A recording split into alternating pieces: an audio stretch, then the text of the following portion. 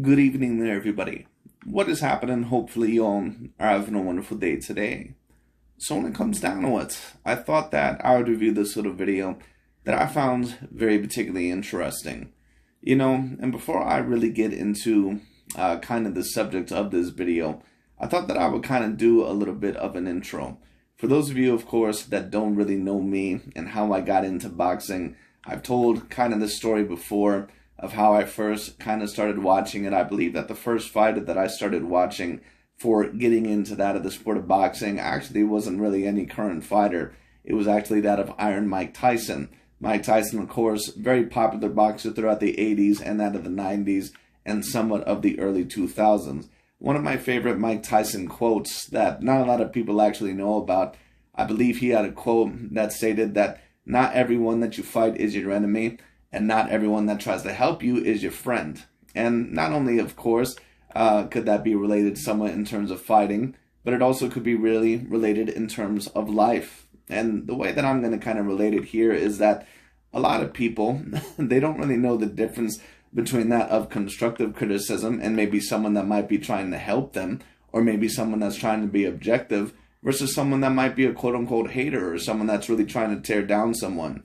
Well, when it comes to this video about Mr. Boxing Ego, I always get so many people whenever I review certain channels of that of Dante's Boxing Nation, or I shouldn't say so many people, but a couple people here and there. I get certain people whenever I review the Dante's Boxing Nation channel or Boxing Ego or some of these other channels. I always get a certain amount of these people saying, why do you like to review their videos? Same reason why I like to review ESPN or certain other narratives like that, or Skip and Shannon Undisputed, or why Dante or Boxing Ego, why they like to talk about ESPN or some of those other ones. Because when they see a narrative that they don't agree with, they like to commentate on it. And I'm also here to do that as well, at least from my perspective. And once again, it's very important to know the difference between someone who's actually giving constructive criticism and their goal is to actually tell the truth, versus someone that you can tell that they're bullshit, that pretty much is their main game plan. That pretty much is their main machination. Because the difference between someone who's giving constructive criticism and someone who's a hater is that a constructive criticism person, someone who is giving that of actual constructive criticism, they're pretty much just watching in the background. They may put a narrative out there that they truly believe, is possible in their mind. But if they end up getting proven wrong, they don't necessarily mind it, and they'll give that person their just due. What a hater will do is that they will put the narrative out there about that particular fighter or that particular athlete or that particular person, and even when that narrative does not align anymore with the reality that they try to set up for that person, they still will go along with that narrative. Because even though, when it comes down to it, even though the narrative no longer fits, even if it doesn't fit, they still have to make that their reality, because they cannot stand that person, because they're a fanboy at heart. And that's usually where hatred comes from, when it comes down to it, or jealousy is usually being a fan, especially in that of the sports world. So many people, they try to tear down particular athletes because they don't want them to be over another particular athlete. And that's all these LDBC and new media fanboys are. They're fans. They're just fanboys when it comes down to it. And you can tell that Ego, that he is a quote-unquote hater of certain fighters like Canelo Alvarez. And do I disagree with everything that he has to say about Canelo Alvarez? No, I don't. But in this video, once again, it's going to show you his true feelings about Canelo Alvarez. He does not criticize Canelo to the degree that he does because he 100% truly believes that Canelo just avoids all top-tier competition and blah, blah, blah, and all this other stuff. The reason why he does this, and Dante does it, and all these other guys do it, is because they don't want someone like a Canelo Alvarez as a #1 pound-for-pound fighter, or to be remembered as the best fighter of this era. Very similar to the same energy that a lot of the Floyd Mayweather Jr. haters had, and the Tom Brady haters had during their era when they were trying to tear them down. So it is what it is, but that's what haters always try to do. Once again, even when it doesn't fit the actual narrative, they'll keep trying to push the narrative, and that's why a lot of the times they're usually very hypocritical in their commentary, and on top of that, they're very contradictory, because they're trying to keep and playing along this narrative that no longer fits, but they need to have it fit, otherwise they're gonna go crazy. It just is what it is. Anyways, what you're going to see a little bit later on, and for those of you that have watched my videos long enough, you know, all in all, that Boxing Ego, that he did a video, I believe, about a year ago, or maybe a little bit over a year ago now. I think this was before he fought Dimitri Bivol. There was a video, there was a time where Canelo Alvarez, where he was thought to maybe fight that of Jermall Charlo next. That was in the news, and of course, Boxing Ego and Dante's Boxing Nation, you know, and certain channels like these, they said, oh, well, you know what? Canelo Alvarez, he's avoiding fighters like Jermall Charlo and Andrade and Benavidez. He needs to fight these guys. But then as soon as Canelo Alvarez was about to fight that of Jermall Charlo, what did those two channels say? They said, well, of course he fights him now because Jermall Charlo isn't the same fighter anymore. I don't even want to see the fight anymore. Once again, for those of you, some of you may remember, for those of you that have been around my channel long enough, you've seen what Boxing Ego said. Once again, I actually don't mind Ego. I think that a lot of the times he can bring up logical analyzations. I don't disagree with everything that he says. I think a lot of the times that he can actually bring up some good points. But there's also a lot of times where he's a double-edged sword with some of his logical points, especially with fighters that he likes. Is also going to come a lot of fanboyism and a lot of over-emotional bullshit. All right, and a lot of secret, you know, inter-narratives. It just is what it is. Okay? So when it comes down to, once again, Boxing Ego has been complaining now for a very long time that Canelo, that he's avoiding the Dimitri Bivol rematch and that he needs to fight him at 175 and blah, blah, blah. Take a look at what Boxing Ego says now that Canelo Alvarez is about to face Dimitri Bivol at 175. Once again, remember, a hater, they will continue the narrative even if the narrative no longer fits that of reality. But anyways, let's see what Boxing Ego has to say. I peeped the play a long time ago. I seen this coming a mile away. Edgar Berlanga, Puerto Rican, undefeated boxer, just signed with Eddie Hearn.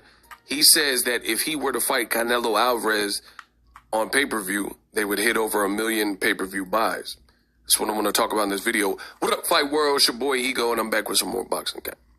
Ego Stradamus strikes again. Now, if I told you in this game of boxing I didn't impress myself, I would be lying to you. Your boy Ego does it again. Another prediction looks to be on his way, well on his way to coming true. So Edgar Berlanga, he has a fight with Jason Quigley, a guy that Demetrius Andrade already beat, and that is coming up. So he's gearing up for that, and he says he is fully focused.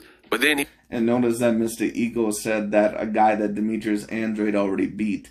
Keep in mind that a lot of these new media guys, they love to push Demetrius Boo-Boo Andrade, but the fact that they never mention the fact that Demetrius Andrade, and there's no offense against him, I don't blame everything on him. I think that there has been certain fights that have evaded him because, you know, he's not really a particular style that you really want to fight. He's a very tricky type of style. He does not have that big of a following. He does not really have a fan-friendly style. I'm not saying that I don't enjoy watching him. When he's at his best, I think he's very joyful to watch. But he's not the casual fan's favorite type of fighter in terms of his boxing style. It's just never going to be that way. And, you know, the Billy Joe Saunders fight, of course, he ended up backing out because of the PEDs, so we cannot really blame that on Andrade. Canelo has never really seemed too interested in facing him. All that is understandable. And we all know Jermall Charlo, he's not going to touch him with a 10-foot pole. We all know these things. But at the end of the day, there is certain opportunities that Demetrius Andrade, in my view, could have took that he did not take. Especially that one opportunity that he had against Jermall Charlo. Now, of course, a lot of people would say, well, he ended up getting lowballed in that matchup, you know, because they were only going to pay him $200,000 and blah, blah, blah. And all that's fine, but at the end of the day, in my view, if you see the forest through the trees, that fight was so big for your career. And I understand that, you know, it's a big fight, and if you truly believe that it's a 50-50 fight, you don't want to get lowballed, because why would you take that little of money, you know, and then your boxing career ends up getting screwed up a little bit, you know, because you end up losing a big fight or something like that. I get all that. All that's understandable. But at the end of the day, had you taken that fight, his career maybe potentially could have been completely different. Completely different. Because had you have taken that fight, you know, had you have beaten Jermall Charlo, which in my view he probably would have, you know, the Jermall Charlo, Canelo Alvarez, and, you know, possibly, you know, some of these other fights, they could have potentially happened already. Now take a look at Demetrius Andrade. Time flies by really, really fast. And that's why at certain times, you really have to act on certain opportunities. And once again, I'm not saying that it's all Demetrius Andrade's fault, but at the end of the day, I've seen a bunch of avoided fighters throughout my time. Whether we talk about Ersani Lara, Gennady Golovkin, Guillermo Rigondeaux, even Lomachenko by a couple of fighters, by Gervonta Tank Davis and Mikey Garcia. Every single one of those fighters that I just mentioned was able to get not just one big A-grade fight in their career, but a multitude of big A-grade fights. So my question to Andrade is this: what are you doing in your career to where you're not getting absolutely any big A-grade fights? Is it really everyone else's fault, or is it also a little bit of your fault? Because now Demetrius Andrade is about, 36 years old, maybe turning 37 this year. I can't remember. He's within that 35 to 37 year range. You've never even fought one champion in your career. Hell, you've never even fought one former champion in your career, let alone a champion in general that held the belt. So what are really your options? Because right now, Andrade, the only options that he really has is pretty much fight David Benavidez, fight David Morrell at 168, which is not two fighters that you really want to see at the current moment in time at 168 right now, especially at 36 years old, or hope that Canelo Alvarez might fight you when it comes down to it. If he ends up losing the Dimitri Bivol rematch and possibly the David Benavidez match. Do I believe that any of that is going to happen? Maybe. We'll see, but I just don't see it. I think that if Canelo Alvarez, that if he loses the Dimitri Bivol rematch, he might go back down to 168 to fight David Benavidez. He also very possibly might retire. As for Andrade, like I said, his options are running out. So like I said, we'll see what ends up happening, because now really the only option for Andrade is to pretty much go after David Benavidez and David Morrell. He starts talking about Canelo. In this tweet, Edgar Berlanga, this is what he had to say. My focus is June 24th, but if me and Canelo fought easily, we'll do over 1.5 million pay-per-view buys. Now, you guys in the comments section, let me know if you agree with that statement. Is it cap or fact? You guys know I come up with these different things, and cap or fact is something we've been doing for a long time on the channel. Well, I definitely don't think that they would do 1.5 million pay-per-view buys. I believe that maybe Edgar Berlanga versus that of Canelo Alvarez, I believe that maybe it would do maybe anywhere from 700,000 to 900,000. If I had to guess, possibly even a little bit lower. I'm guessing more than likely it would probably do anywhere from 500,000 to 900,000. Could just peak over a little bit over 1 million, but in my view, that's stretching it. I definitely don't think they do 1.5. And of course, there's that Mexican-Puerto Rican rivalry, but if people have really watched Edgar Berlanga as of late, no one truly believes that Edgar Berlanga, that he's really a guy that is really going to be the next guy, at least to possibly defeat Canelo Alvarez, if the best version of Canelo shows up, which I'm not really sure if that's going to happen, because Canelo in his last fight, I'm not going to say that he looked washed, but you can tell that he's dwindling as a fighter. And Edgar Berlanga, it's no offense against him, but I just don't really see him being the next Puerto Rican great fighter. His past couple of fights, I thought that, I'm not going to say that he was fortunate enough to get the decision, because I think that he deserved the decision, but he looked very subpar, in my opinion. He just didn't look super duper impressive, and I don't believe that he's really going to last that much longer. I'm not sure if he would beat a lot of the top guys. I would not bet on him to beat David Morrell. I would not bet on him to defeat that of David Benavidez. I don't even think I would bet on him to defeat Jamal Charlo. I'm not sure if he beats any of those guys. He just gets hit way too much. He can be punked a little bit in the ring at times. He can be made very uncomfortable. And I to be honest with you, I just don't like his style. I created. So you let me know if that's cap or fact. Berlanga versus Canelo, Canelo versus Berlanga is probably a better way to say it. Would it do 1.5 million? Now, keep in mind, Gervonta Davis, the face of boxing, and Ryan Garcia, who has like 9 million plus. Well, Gervonta Tank Davis is the up-and-coming newer face of boxing. He's not quite the face of boxing yet, but it's getting closer and closer to that point. But also keep in mind that they've been trying to allege this now for a very long time. Keep in mind, Boxing Ego, once again, he is a hater of Canelo Alvarez. That's why every single time there's numbers that are dwindling of Canelo, he comments on it. But then when Gervonta Tank Davis against Isaac Pitbull Cruz, when the pay-per-view numbers weren't even released, because that's how bad the pay-per-view bombed compared to his usual standards, Ego was like, oh, well, why are you pocket watching? So once again, I like Ego. I think Ego brings a lot of good points to the table.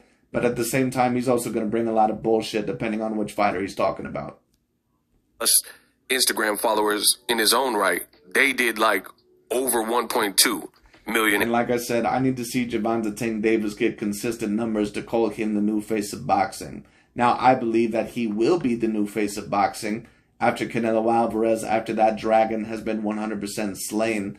But I need to see it. As of right now, Canelo is still right there. He's still the face of boxing, but it's dwindling. You know, right now he's kind of sliding down that cliff. You know, we'll see whether it's going to be a bit more slowly or whether he's going to be pretty much gradually phased out within the next year. We'll see. In today's climate with the stream, my honest opinion, I think that's cap. I definitely don't think that fight is seasoned and marinated and ready and people would be vested in. Sure, in boxing you have historic Mexico versus Puerto Rico rivalries. You know, you look at Canelo himself, he was involved in one with the legendary Hall of Famer Miguel Cotto. But Berlanga... Yes, absolutely. One of the dozen A-grade fighters that Canelo has defeated in his career. And isn't it so interesting, once again, that a lot of these guys, they claim that Canelo, oh, he fought Miguel Cotto when he was old. But some of these channels like Dante's Boxing Nation, some of you don't go this far back. Dante, when that fight was happening, because this channel was still around, you know, and I remember because Dante and Nico, they were just beginning out when it came down to, you know, Dante was predicting that Cotto was going to beat Canelo. In fact, he predicted as far to say that Cotto may even stop Canelo Alvarez. That's what his prediction was, you know. So once again, a lot of people, they love to say about, oh, how Canelo beat this guy, beat that guy when they were old or they were washed up, blah, blah, blah. All that is a bunch of bullshit.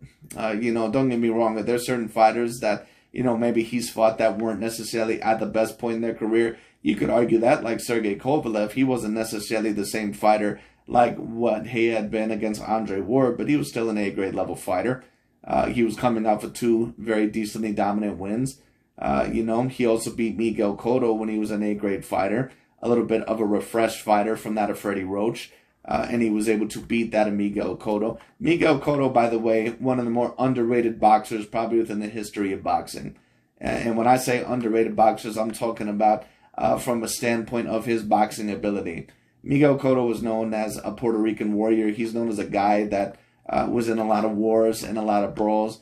But what Miguel Cotto, in my view, what he was vastly underrated for was his actual boxing ability and his boxing IQ. Now, he was never Floyd Mayweather Jr. He was never Manny Pacquiao or Canelo Alvarez, because those guys are the elites of the elites of the elites. They're the top 1%. Those are the guys that have the opportunity to become the #1 pound-for-pound fighter. But Miguel Cotto, for those of you that never got to watch him, take a look at his fight against Sugar Shane Mosley. You know, that fight that was very highly regarded at the time. Miguel Cotto, and I remember first watching that fight when I was younger on YouTube, when I first started getting into boxing. And a very long time ago, I remember reading the comment section, and so many people thought that Sugar Shane Mosley won the fight. You know, 7 rounds, you know, to 5. And I remember watching the fight. I always had thought that Cotto won the fight, but 7 rounds to 5. When I recently watched the fight really was not even relatively close. Like, I thought that Miguel Cotto won at a minimum 8 rounds to 4, probably 9 rounds to 3. That just goes to show you that Miguel Cotto, that he had excellent boxing ability. He also was very powerful, you know, good footwork, great movement. Miguel Cotto was an all-time great boxer. He just wasn't ever going to be the #1 pound-for-pound fighter. But that's why I always say that Miguel Cotto, he's on that same level as Juan Manuel Marquez, Oscar De La Hoya, Sugar Shane Mosley, and also that of Tommy Hearns. And some people will say Tommy Hearns, how can we put Tommy Hearns in there with them? Because Tommy Hearns, for whatever reason, everyone always likes to put Tommy Hearns in with Sugar Ray Leonard and Marvin Hagler and Roberto Duran, when really he's not really in the same range as those guys. He's pretty much the weakest of the 4 kings. And yes, he beat Roberto Duran, but at the end of the day, you were supposed to. Like, dude, Roberto Duran is a guy that has, what, a 71, 69-inch reach, somewhere around there. He was a natural lightweight. And Tommy Hearns is a dude that has, like, what, almost a damn near 80-inch reach, 6'3". Like, come on, man. Like, it just is what it is. Then whenever he usually stepped up in weight and fought guys that could actually handle his size, that were decent fighters, he usually lost. It's just how it went. You know, Tommy Hearns is in that same range. I don't really know why Tommy Hearns makes a lot of people's top 10 lists. in my view, he's been a little bit more overrated in his career, just is what it is. He still was a great fighter, but not a top 10 or top 20 fighter. No, he's not in that same range. He's in that same range as Miguel Cotto, Oscar De La Hoya. He's in that same range. That's where he is. But anyway. In terms of accomplishments is... That also goes to show you how skillful and how much boxing IQ Canelo Alvarez has in his career to pretty much outbox Miguel Cotto. Because once again, even Cotto at that time, even though certain people would not debate that he was the same fighter, he was looked to be a little bit more fresh with that of Freddie Roach, and Canelo had completely outboxed him in that fight. A far cry from what Miguel Cotto had done at the point when he had fought Canelo. Because keep in mind, when Cotto and Canelo fought, Cotto was still being considered the A side in that equation. That might have been Canelo's last fight where he was in there with somebody who was considered more of an A side than himself.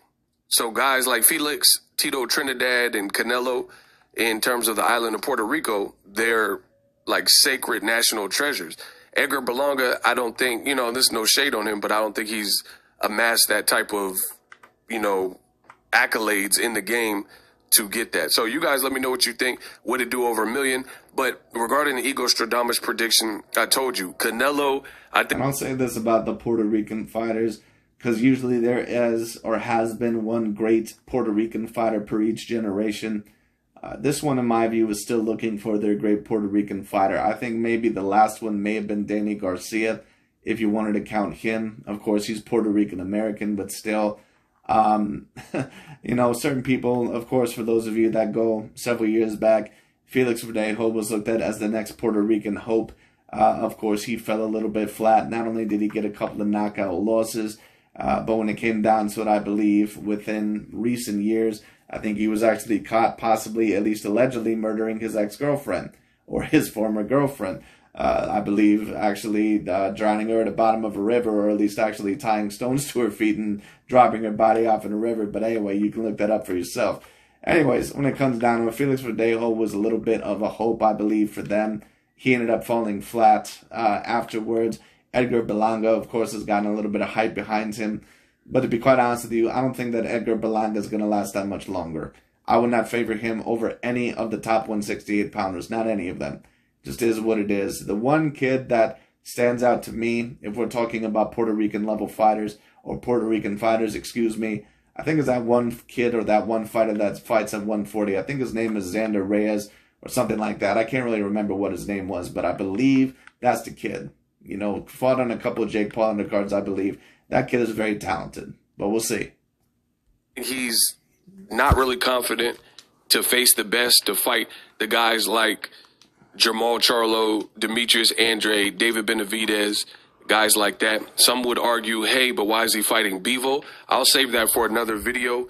Which is a great question, because you've been bitching now for the past year and a half that Canelo Alvarez needs to fight Dimitri Bivol and that it needs to be a 175. So what are you still bitching about? I have my theory on why he would want to fight Bivol. Keep in mind, hint, hint, he's saying he wants to fight Bivol at 175. So I'll break that down into... Right, but then what are you really trying to allege? The only thing that I can think that you're trying to allege is one of two things, which is that either A, that Canelo Alvarez, that he's fighting him there because overall he wants to make excuses about when he gets beat, overall that he'd rather get his ass kicked by Dimitri Bivol, and then after he loses, he can make the excuse later on that I was never the same after I lost to Dimitri Bivol. You're either alleging that, or you're possibly alleging that maybe Canelo Alvarez, that, he's possibly trying to avoid the other guys. But like I said, you've been calling for Canelo Alvarez, to fight him at 175 for a very, very long time. So what is the problem? Future video, you let me know what you think of Berlanga's comments. But when Berlanga signed with Eddie Hearn in Rematch Room, I already knew. Or the other thing that he's trying to allege, which is what I meant to say, is that it could be that he's saying that, well, maybe that fight's going to purposely fall apart because Dimitri Bivol wanted it at 168 pounds and Canelo says 175. Those could be the only two options that I think that you're trying to allege. But either way, Mr. Ego, and I can smell the bullshit from a mile away, because once again, there's no consistency. And that's how you can tell the true a point of a hater, is when there's no consistency, when they do not give up on the narrative, even when it no longer is a reality. Once again, you didn't really claim any of those. You just said that Canelo needs to fight Dimitri Bivol at 175. So basically, Canelo is doing the thing that you said that he still should do, and you're still claiming that Canelo Alvarez is avoiding top-tier competition. Once again, which goes to show you that ego in these channels, a lot of the times, they're not for objectivity, they're not for telling the truth, they're not for being logical and objective and the justice of fighters. They're all just for their pro-black mafia narrative, period. Just is what it is. That this would be a likely suitor for a Canelo fight, because Berlanga, as a candidate, is right up Canelo's alley. Somebody who is definitely inexperienced when we're talking about Canelo with 60-plus fights, and it's somebody that... Well, hold on a minute, Mr. Ego. I thought that the fight experience was just an excuse, because apparently in the Ryan Garcia-Gervonta Tank Davis fight, apparently that was just an excuse. So how come all of a sudden it's not an excuse here? Isn't that interesting? Or, how come it's not just an excuse here? Very, very interesting. But I would agree with that. But once again, a lot of these channels, just like ESPN, once again, these guys, they claim, overall, we're here for fighters and logic and objectivity. No, they're not. No, they're not. They're fanboys, just like almost a lot of these other people. And that's why it's not good to be a fan, because being a fan means that you either hate or love usually a certain demographic of fighters. And when I say demographic, I'm not necessarily talking about race. I'm just talking about certain styles or certain fighters that you may like. And if you delve too deep into that fanboyism shit, then it's going to cause, a little bit of irrationality. It hasn't really achieved what Canelo's achieved. And stylistically, that would be up Canelo's alley in terms of tailor-made. Put it this way, if they were to fight this year, at the back half of this year, let's say the Bivol fight doesn't come into fruition, I could see them making this fight, which is what I predicted from the beginning. And this is why Canelo would take it, because, again, Berlanga, he showed some vulnerability on the Wilder Fury undercard, got dropped in that fight, and he bit some guy, turned into Dracula and bit the guy in that fight with Angulo. That was a guy that David Benavidez had ran through, and he didn't stop that guy, Angulo. So this is definitely a tailor-made fight where Canelo would be the favorite. Berlanga, he's going to be confident in his power, and he's been calling out Canelo for a while. Fair play to him, but, I don't think the fight is ready, personally, because he hasn't... I don't think so either.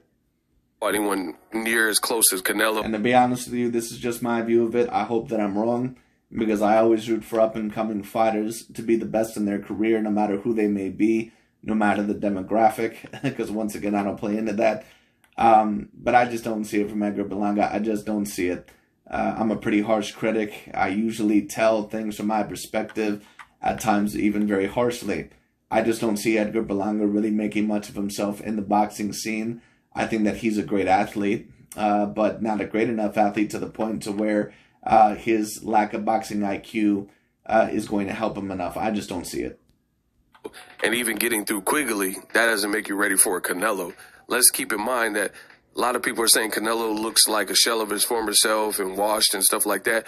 But there's still levels. John Ryder wasn't able to beat Canelo.